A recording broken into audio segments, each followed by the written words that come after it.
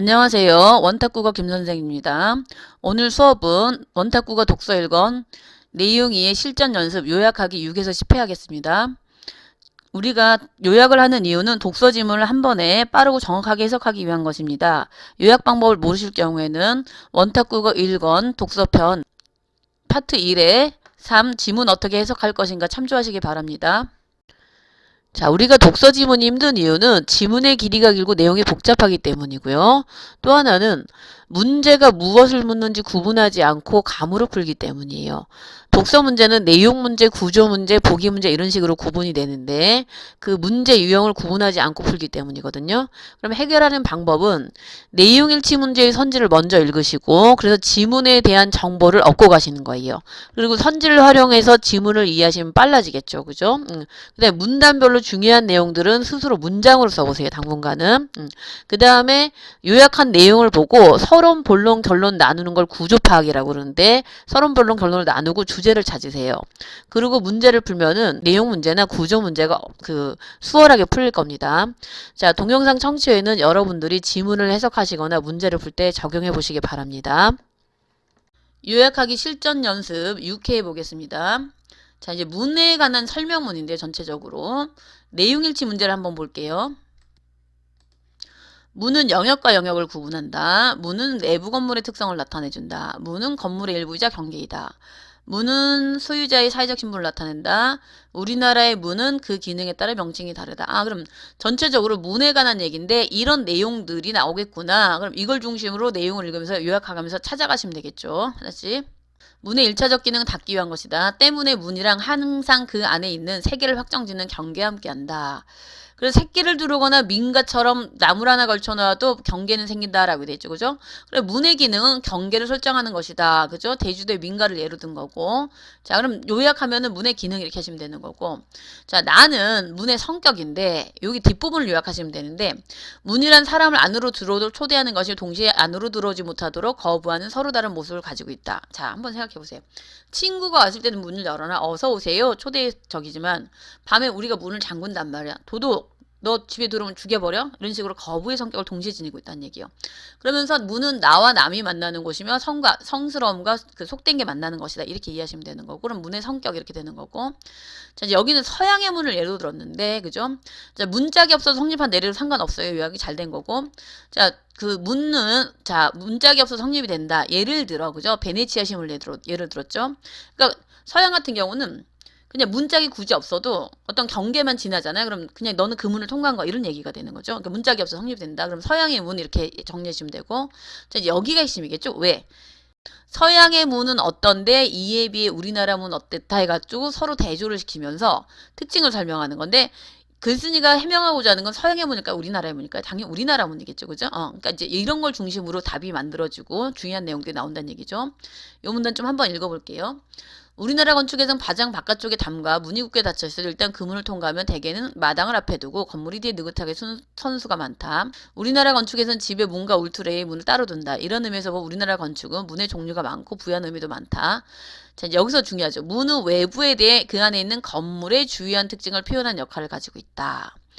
그리스 말로는 입구란 신전이라는 뜻에서 건물 앞에 서서 그 특성을 대표한다는 뜻이다. 그럼 문은 건물의 특징을 표현한다라고 돼 있는데 자, 여러분들이 적절하지 않은 걸로 2번을 많이 답을 내요. 2번을 못 찾아서, 그죠? 근데 지금 읽은 부분이랑 2번이랑 똑같죠, 그죠? 2번은 맞는 얘기가 되는 거고, 답은 5번인데, 우리나라 문은 기능에 따라 다르겠죠? 한번 볼게요. 우리나라 건축에서는 기능이 아니라 경계 요소라고 있죠. 경계 요소, 그죠? 경계 요소에 따라 성질이 다르다. 방의 안과 밖을 구분하는 건 방문. 그러니까 이제 방 안이 있고 방 밖에 있으면은 그 문 사이가 방문이 되는 거고, 그 다음에 집에 안과 밖을 바른 건 대문. 그럼 대문을 중심으로 집 안, 집 밖 이렇게 된다. 이렇게 되는 거고 마을과 마을은 이문.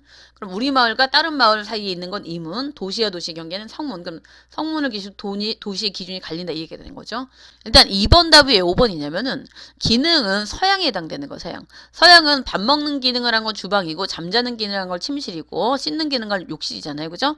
그런 식으로 기능에 따라 분리되는 건 서양이고 우리는 경계수의 성질에 따라 다르다. 이렇게 하시면 되는 거니까 2번 답은 5번이 되는 거죠. 자, 우리나라 건축엔 여러 가지 상징성이 있다 그랬죠. 그죠?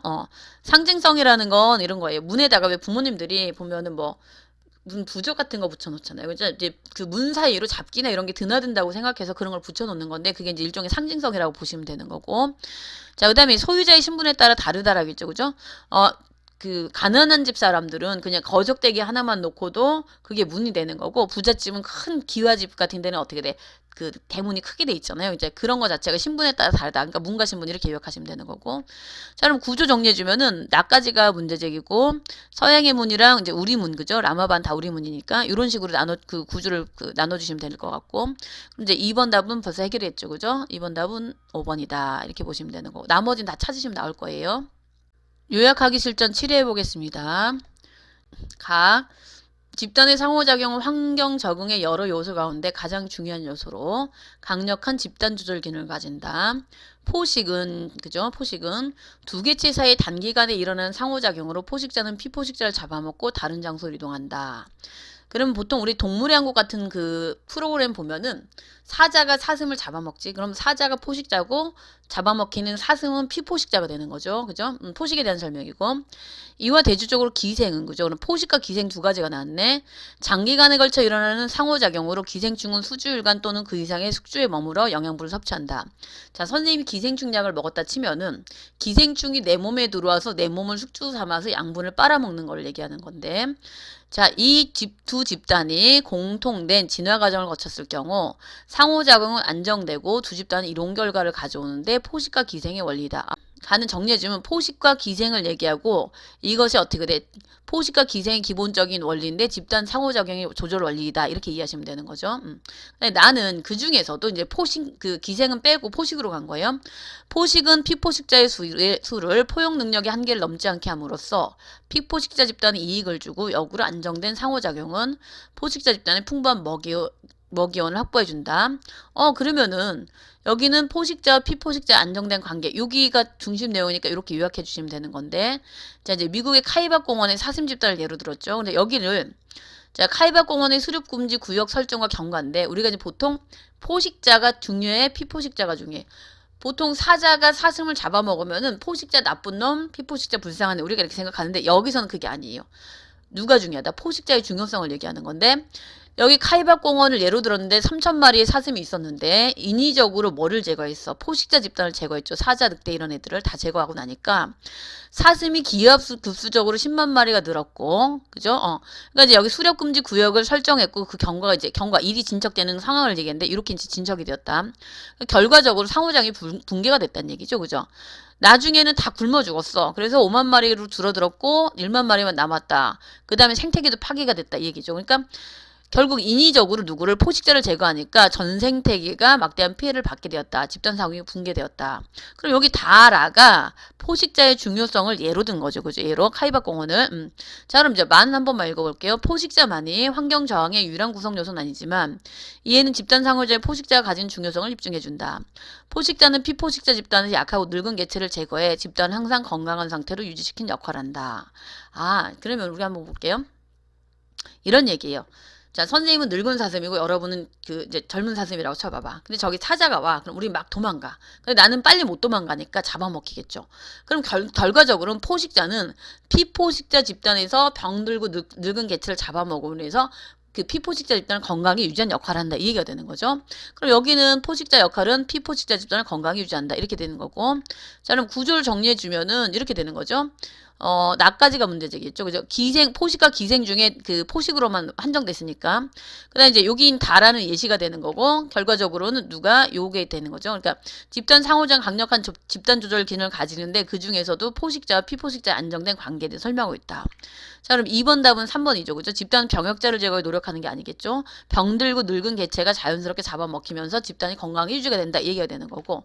자, 요 문제를 많이 틀리시는데 2번이 돼야 돼. 2번이. 그러니까 보통 4번으로 많이 해요. 요 마문단 때문에 포식자는 피포식자 건강 유지하는 역할을 한다 이렇게 했는데 우리가 이거를 이렇게 보지 말고 집단 조절 기능 안에서 봐줘야 돼. 포식과 기생이 집단 조절 기능인데 그 중에서도 포식으로 한정됐으니까 집단 간의 상호작용 집단 조절 기능을 가진다. 그래서 피포식자와 포식자는 안정된 관계를 갖는다. 이렇게 봐줘야 되니까 2번으로 봐줘야 된다는 거죠. 주제문을. 자, 요약하기 실전 연습 8 해볼게요. 이것도 내용일치 문제를 먼저 한번 읽어볼게요. 윗글의 내용과 부합하지 않는 거. 그럼 이제 내용일치 문제죠. 그죠? 청신경보다 시신경을 통한 정보 입수량이 더욱 많다. 동물들은 감각세포 구조나 감각모가 유사하다. 청각기관보다 시각기관의 구조나 기능이 더욱 유사하다. 청각기관에 비해 시각기관이 보다 다양한 원인에 형성되었다. 뇌가 감각기관을 통해 들어온 정보 처리와 관계가 있다. 아, 그럼 전체적으로 감각기관에 대한 얘기네요. 그죠? 뭐 감각모, 그 다음에 청각시각기관, 그 다음에 청각기관, 시각기관 서로 비교해 주는 거, 그 다음에 뇌에 대한 걸 한번 이제 이런 식으로 정보를 가지고 들어가시면 될 것 같고요. 자, 인간에게는 하루 종일 무수한 통로를 통해 정보가 들어오고 있다. 청신경에는 3만 개, 시신경에는 90만 개의 신경소모가 있다. 청각기관으로 입수된 정보량은 몇 초당 수만 비트에 달하며 눈을 통해 들어온 정보량은 수백만 비트에 달한다. 아, 그럼 청각기관에 대한 정보랑 그 시각기관에 대한 정보가 굉장히 많이 들어오는데 그 중에서도 뇌가 중요한 거를 간추려서 그죠? 불필요한 걸 삭제하고 간추려 처리한다 이 얘기 되는 거죠. 그럼 범위가 가장 큰 걸 찾아주시면 되는데 무수한 정보가 들어오는데 받아들일 수 있는 용량은 이거야. 그 중에서도 내가 중요한 것만 간추려하니까 여기서 가장 큰 거는 뇌의 정보 처리겠죠. 그죠? 그러니까 밖에서 차 소리도 나고 떠드는 소리가 들려. 그 다음에 내가 또 수업도 해. 근데 여러분들이 만약에 내 수업을 듣고 있으면은 다른 소리는 안 듣고 누가 선생님 수업 소리만 집중한다. 뇌가 그렇게 그 중요한 것만 집중하게끔 한다는 얘기가 되는 거고. 자, 그 다음에 이제 나는 여기 있다 그 중심 내용을 찾아주시면 되는 거죠. 동물들의 감각기관은 감각세포나 구조가 모두 비슷하다. 그래서 그 모두가 유연한 감각모를 가지고 있다. 그럼 여기는 요약할 때 동물들의 감각모 이렇게 요약하시면 되는 거고 그 나머지가 다 뒷받침 문장이 되는 거죠. 자, 그 다음에 이제 여기서부터 잘 볼게요. 인간의 가장 중요한 세 가지 기관 중 시각기관과 평형기관이 역사하고 있다. 시각은 눈으로 보는 거, 그 다음에 평형은 균형을 유지하는 건데 귀 뒤에 보면 달팽이와 반고리관 있죠. 그걸 얘기를 하는 것들인데 자, 이것은 동물의 시각 평형기관의 감각이 전부 태양과 중력이라면 지속적이면서 단일한 요인의 영향을 받아 형성되었기 때문이다. 아, 그럼 시각은 태양, 그죠? 평형, 균형을 유지하는 건 똑바로 걷는 건데 이거는 중력, 이거에 영향을 받았다는 얘기고 그럼 여기는 시각기관과 평형기관의 발달 이렇게 정리해 주시면 되는 거고 자, 지구상의 생명세계 탄생을 우리 지구는 더할 나위 없이 고유했고 원시대양의 바닷가에 파도가 부딪히는 소리나 천둥소리 들리는 것이 고적이었다. 그러나 대다수 생물들은 이러한 소리에는 미동도 하지 않았다. 이후 진화가 상당 정도 진행되어 동물들의 이동이 시작되고 약육강식의 세계가 펼쳐지기 시작했을 때 비로소 나타났다. 자, 그래서 굉장히 다양한 종류의 청각기관이 생겨났다니까 일단 요약을 하시면 청각기관의 발달인데 자, 이제 여기서 약육강식을 얘기했죠. 그죠? 원시대양의 바위에 파도가 와서 부딪혀. 그런 소리는 우리가 들을 필요가 있어? 없어? 우리가 이제 원시 동물이라고 치면은 없죠. 그죠? 없는데 내가 사슴인데 기가 없어. 사자가 막 달려와. 나 어떻게 돼? 잡아먹히지? 그러니까 적군이 오는 소리를 듣기 위해서 뭐가 청각기관이 발전하기 시작했다는 얘기예요. 그래서 그 동물마다 굉장히 다양한 종류의 청각기관이 생겨났다. 그럼 약육강식을 예로 든 거고 여기서는 그래서 마문다는 박쥐와 밤나방을 예로 든 거예요. 박쥐는 밤나방을 잡아먹고 살고 밤나방은 박쥐한테 천적이 되는 건데 당연히 박쥐는 밤나방 소리를 듣고 밤나방 박쥐 오는 소리만 들으면 되는 거지. 요약하면은 박쥐와 밤나방이 청각기관인데 이 청각기관의 발달 약육강식을 예로 여기 마문단에 들고 있다는 얘기가 되는 거죠. 자, 그럼 구조를 찾아주면은 각가지가 문제제기고 이제 감각모 그죠? 그 다음에 시각과 평형기관, 청각기관. 여기는 라문단 내시가 되는 거고 구조는 이렇게 짜시면 되는 거죠. 라를 여기 라에 말을 라에다 포함시키면 된다 이렇게 보시면 되는 거고. 자, 근데 이제 잘 볼게요. 이건 첫 번째 문단에 있죠. 그죠? 청신경보다는 시신경 정보 입수량이 많다. 그 다음에 이거는 두 번째 문단 중심 내용이 되는 거고. 이제 답은 몇 번일까요? 그죠? 동물들의 청각기관보다는 시각기관이 구조나 기능이 더 유사하다. 이건 맞죠? 그죠? 청각기관에 비해 시각기관이 보다 다양한 원인이 형성되었다. 아까 다문단에서 시각과 평형기관 단일한 요인이고 청각이 다양한 종류의 청각기관이랬죠. 그죠? 다양한 원인이 되겠죠. 그죠? 시각기관이 단일한 요인이고 청각기관이 다양한 원인이겠죠. 그죠? 그러니까 이거 바뀐 거가 되는 거니까 답은 4번이 되는 거고 이건 첫 번째 문단에 있는 거고요. 요약하기 실전 연습 9회 해보겠습니다. 자본주의 하에서 가족은 사회를 이루는 기본단위면서 동시에 사회로부터 분리되었다고 평가된다. 가족은 자본주의에서 한 개인이 느끼는 소외, 고독, 위협, 불안 등으로 도피를 가능하게 하고 개인적 욕구를 충족시켜준다. 자, 그와 더불어 가족과 경제가 서로 개별적인 사고가 자본주의 만연하게 되었다. 그러나 사실상 자본주의 사회는 잉여 가치를 생산하는 영역 내에서 일어나는 변화에 따라 가족 제도를 변화시켰다. 그럼 여기서는 중심 내용이 이 부분이겠죠. 그죠? 자본주의 사회는 잉여 가치를 생산하는 영역 내에서 일어나는 그 변화에 따라 가족제도를 변화시켰다. 그럼 자본주의와 가족제도의 변화. 그러니까 자본주의가 생겨나면서 가족제도 바뀌어왔다. 이 얘기가 되는 거죠. 그러면은 3번 답은 금방 나오죠. 내용일치 문제니까. 그죠? 자본주의 잉여가치의 확대는 가족제도의 변화를 가져왔다. 그럼 가문단 마지막 줄에 있으니까 이건 이제 해결이 되는 거죠. 자, 그런데 얘는 이게 문제제기가 아니에요. 나도 한번 볼게요. 자, 여기를 부르주아 성립 초기와 산업화의 가족제도 이렇게 요약할 수가 있거든요. 그러니까 여기가 부르주아 성립 초기의 가족제도고 뒷부분이 산업화의 가족제도가 되는 건데, 자, 부르주아 성립 초기는 그 간의 수공업이 막 발달하기 시작할 때 그럴 때인데, 그때는 이제 남편이 대장장이야. 그러면은 아내가 같이 가서 남편 일도 도와주고 그 다음에 교육도 같이 해주고, 그러니까 그럴 때는 같이 동료이자 협력자였는데, 우리가 산업화가 되면서 공장이라는 게 생겼단 말이야. 그럼 남편은 공장으로 가고 여자는 집에 들어앉는단 말이에요. 그죠? 그러니까 공사 영역이 분리가 된 거지. 그러면서 어떻게 됐다? 가정은 개인 생활의 영역을 변화하였고 거친 사회로부터 그들을 보는 은실자가 되었다. 그럼 부르주아 성립 초기와 산업화의 가족 제도가 바뀌기 시작했다. 자, 그러면서 이러한 가족제도는 여성의 지위에서 진보와 퇴보를 동시에 진행시켰다. 자본주의의 발생과 더불어 여성들은 길드에서 제외되었고 경제적 참여기에는 전반적으로 줄어들었다. 반면에 가족 내에서 여성의 지위는 향상된 측면도 있었다. 자, 무슨 얘기냐? 공장이 생기면서 남자들은 밖에 나가서 경제적 활동을 하고 여자는 집으로 들어왔단 말이야.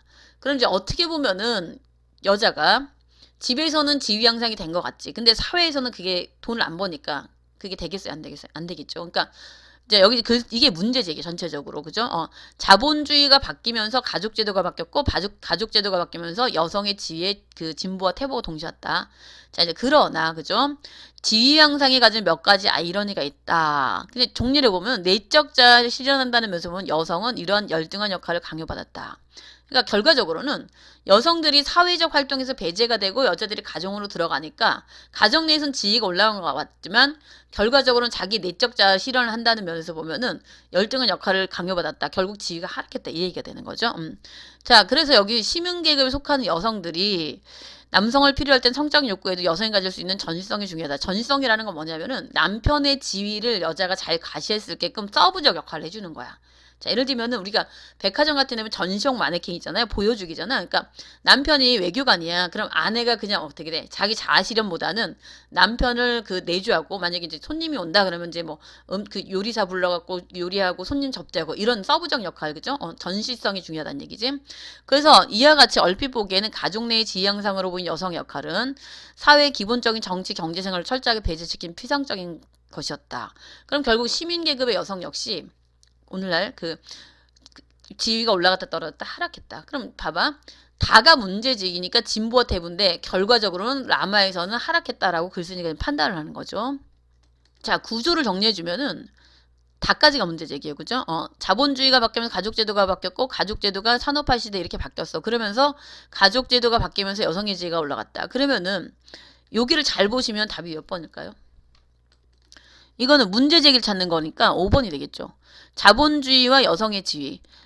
자본주의가 되면서 가족제도가 바뀌었고 가족제도가 바뀌면서 여성의 지위가 바뀌었다. 이 얘기가 되는 거니까 이걸 종합해보면 5번이 되는 거죠. 근데 이걸 많이 틀리는데 5번으로 보셔야 돼요. 자, 그 다음에 여기서 보면은 이제 결과적으로는 여성의 지위는 하락했다가 주제가 되는 거고요. 그럼 이제 2번 답은 5번, 3번 답은 2번 이렇게 되는 거죠. 자, 이제 요약하기 실전 10회 해볼게요. 이것도 내용일치 문제를 한번 먼저 읽고 가볼게요. 극단적인 전예술가들도 작품 거래의 대상이 된다. 상업적으로 거래되는 미술품 예술적 가치가 떨어진다. 현대에 와서도 후원층과 예술가의 갈등이 존속한다. 미술품이 특권 계급의 이념을 합리한 도구가 된다. 특권 계급의 예술 후원층은 예술가의 자유를 인정하지 않으렸다. 자, 근데 잘 보면은 자, 일단 3번과 5번은 똑같은 얘기겠죠. 3번과 5번은 그죠? 그 후원층과 예술가의 갈등인데, 그죠? 후원층과 예술가 그 후원층이 예술가의 자유를 인정하지 않는다는 얘기는 예술가와 갈등한다는 얘기니까 똑같은 얘기고, 그 다음에 4번을 보시면은 특권 계급이 이념을 합리화한 도구를 했죠. 그죠? 그럼 만약에 5번이 특권 계급이 예술 후원층이잖아. 후원층이니까 이 그 후원층의 이념을 합리화한 도구가 된다. 그럼 자기 멋대로 자기네 생각을 그 예술가한테 강요한다? 아니면 어떻게 돼? 자기 이념을 합리화한 도구로 사용한다? 이런 거니까 3, 4, 5는 다 유사선지라고 보시면 되는 거예요. 그러니까 전체적으로 보면은 후원층과 예술가의 갈등에 대한 얘기구나 라는 것들 알고 가시면 되고, 유사선지는 답이 아니겠죠. 그죠? 나머지 1, 2번의 답을 찾아주시면 되는 거예요. 질문 한번 들어가 볼게요. 자, 분명히 미술작품은 상품이다. 그런데 자, 미술작품 예술이죠. 그죠? 예술인데 그게 금전거래의 대상이 되는 게 문제가 된다는 얘기예요. 그러나 사실상 오늘날 미술은 값비싼 상품이 되어 소수의 사람들이 누릴 수 있는 사치가 되어버렸다. 이러한 현실은 현대 예술이 처한 딜레마를 단적으로 반영한다. 그럼 무슨 얘기냐? 딜레마는 이러지도 저러지도 못하고 선택을 할 수 없는 난감한 상황을 얘기하는 건데, 미술은 예술임에도 불구하고 금전거래의 대상이 돼. 그죠? 금전거래의 대상이 되니까 그거 자체가 지금 그 현대예술이 처한 딜레마가 된다는 얘기가 되는 거죠. 자, 그 다음에 이제 그 요약하시면 현대예술이 처한 딜레마 이렇게 하면 되는 거고, 자, 이제 허버트 리드라는 사람의 말을 인용했는데, 감상과 평가는 누구야? 관중이고, 그죠? 관중이 존재해야 되는 거고, 후원은 예술가가 창조행위를 할 수 있도록 물질적 지원해주는 후원층이 있어야 되고, 자율은 예술가의 창조활동에 장애가 되는 일체의 불합리한 외부적 구석이 없어야 된다. 그럼 허버트 리드의 견해를 인용해서 관중, 후원층, 예술가, 예술 발달의 세 가지 조건 이렇게 얘기한 거고요. 자, 다 현재 일일까지 대부분 시대에서 예술의 후원층 및 감상층은 소수 특권 계급이었다. 권력과 금력을 독점하고 있는 특수층, 그죠? 후원층을 얘기하는 건데, 예술가에게 자신을 미화하고 그들의 세계관을 반영하는 작업품을 제작하도록 일방적으로 강요했다. 예술은 권력과 금력이라는 돈이라는, 그죠? 토양이 자라는 꽃이었다. 그럼 예술과 권력과 금력의 관계죠. 그죠? 그 다음에 이제 따라서 후원층의 요구와 예술가의 자유는 서로 충돌해 갈등을 빚을 수밖에 없었다. 정리하면 예술가와 후원층의 갈등인데, 자, 이제 다라가 다 같은 얘기예요. 다라가. 중세시대엔 예술 소수 귀족이 즐겼어. 그럼 그 귀족들이 예술가를 후원해줬어. 그럼 자, 내가 귀족이고 A가 예술가야. 그런데 이제 내가 야한 걸 좋아해. 그림을. 그래서 A한테 너 야한 것 좀 그려봐. 내가 너한테 달에 200만 원씩 후원해주니까 그 야한 것 좀 그려. 이렇게 얘기했어. 근데 A가 저는 야한 거 못 그리고 풍경화밖에 못 그려. 이렇게 얘기했다고 쳐봐봐. 그럼 어떻게 돼? A는? 내가 A를 후원해줄까 안 해줄까? 에이씨 이러면서 어떻게 후원 안 해준다는 거지. 그럼 야한 거 잘 그리는 B를 후원해 주는 거야. 그럼 A의 입장에서 한번 생각해봐. 예술가는 사실 자기가 그리고 싶은 그 그림의 세계가 있잖아. 정신세계가 있잖아. 그거를 발휘를 해야 되는데 결국 누구 취향에 맞춰야 돼? 귀족의 후원가의 취향에 맞춰야 된다는 거지. 근데 그게 중세뿐만 아니고 오늘날도 역시 그렇다는 얘기가 되는 거지. 그럼 당연히 예술가들은 위축될 수밖에 없겠죠. 그죠? 그 얘기가 되는 거야. 아분다는 이제 예시인데, 극단적으로 자유롭고자 했던 전예술가들이 전이 앞전자거든. 시대를 앞서가는 극단적인 사람들, 자기 예술세가 강한 사람들조차도 부르주아의 돈을 필요로 했기 때문에 그들에게 아첨하든가 아니면 사회에서 낙오되든가 둘 중에 하나를 택하지 않을 수 없었다. 그래서 스스로 자조적 감정으로 나갈 수밖에 없었다.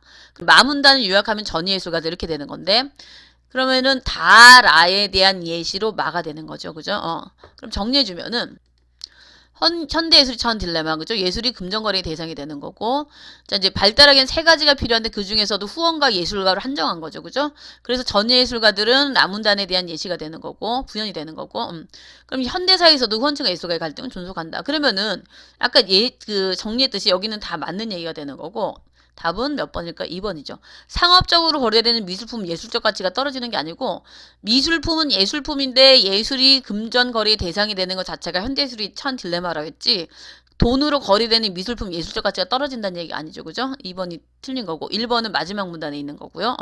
자, 요약하기 실전 연습 5에서 10회 마치겠습니다. 감사합니다.